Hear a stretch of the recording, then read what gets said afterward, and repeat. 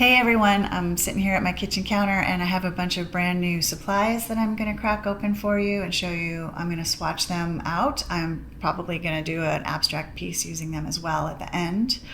I have these water-soluble oil pastels from Portfolio series. I love these. They have a really great strong color and of course they're water-soluble, which I love.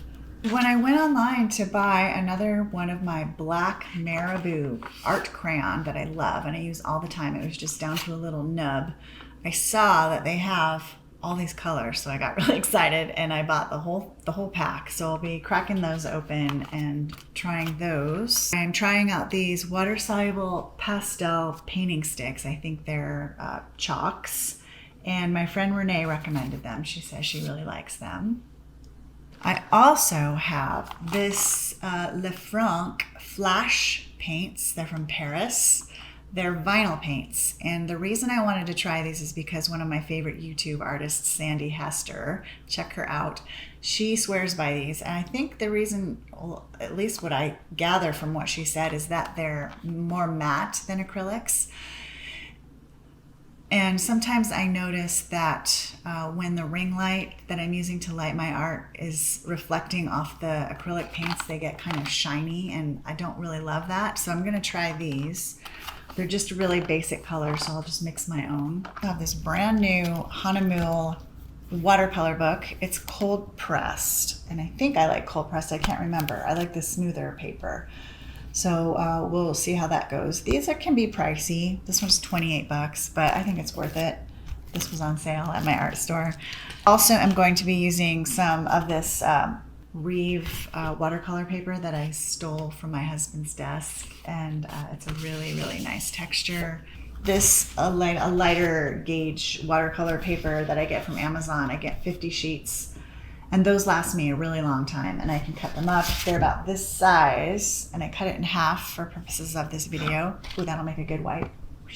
And I may even bring out these, this Strathmore 400 series grayscale paper, and it has black, gray, white. I think I've used most of the gray, but this has more of a texture to it that a lot of pastel artists use, and I'm not sure if I'm gonna like that because I prefer smoother paper. So we'll give that a shot. Yeah, so sit back, relax, and watch me swatch.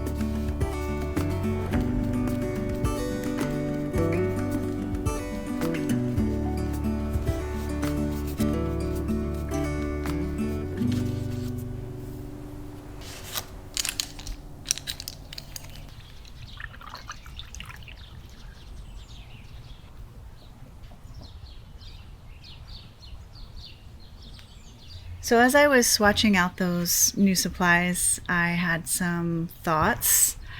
One of them is that, yes, I did actually, on that Hahnemuhle notebook, accidentally got the cold press, which I don't really love. I don't love cold press because cold press can be kind of bumpy, and I like smooth paper, but I could probably make it work for me. There's some interesting things going on. Another thing I realized about these chalks, the Charvin chalks, is that there are really so many similar red and pink colors that I almost can't tell the difference between them, and I'm not sure why there's so many of those. Maybe I got some sort of summer series. There weren't any black or brown or anything like that. Lots of yellows. And then the Stillman and Byrne notebook with this like sharkskin gray, it's nice, but I realized that the paper I got was a little thin for what I usually like. I mean, I can't remember what the weight on this paper is, but it's a little thin. It's the Epsilon series, and I do like to use a lot of water, so I think that it might buckle a little more than I like, but that's okay. I usually just press all of my books together and then they flatten out. These portfolio series colors, they're nice, but I realize that I think I can get what I need with a smaller set because I can just mix the colors I need. But if I want to reach for this beautiful gray, I love that gray right there, I can just grab it. I don't have to make it. And then the vinyl paint, the Flashe.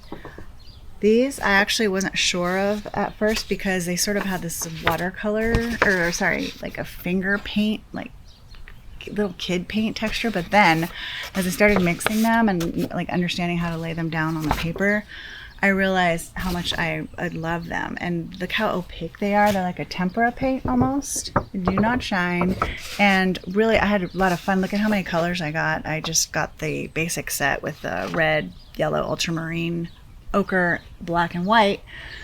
And the only color I think I miss is more of a cerulean blue, a warmer blue, because I can get colors from a warm blue that I can't from ultramarine, because ultramarine has a sort of purplish aspect to it. So I will definitely be painting with those some more. I like those a lot. I decided to skip the marabou colors today because there's so many of them. I don't know how many, was there 24 colors, but I'm gonna save that for another session, and I have plans for that. I have ideas from what I've been doing when I've been painting, swatching these new supplies. It's giving me ideas on how I want to make the abstract piece for the final part of this episode. Just the textures, the colors, the way they bleed together and run. I think it's going to be a lot of fun.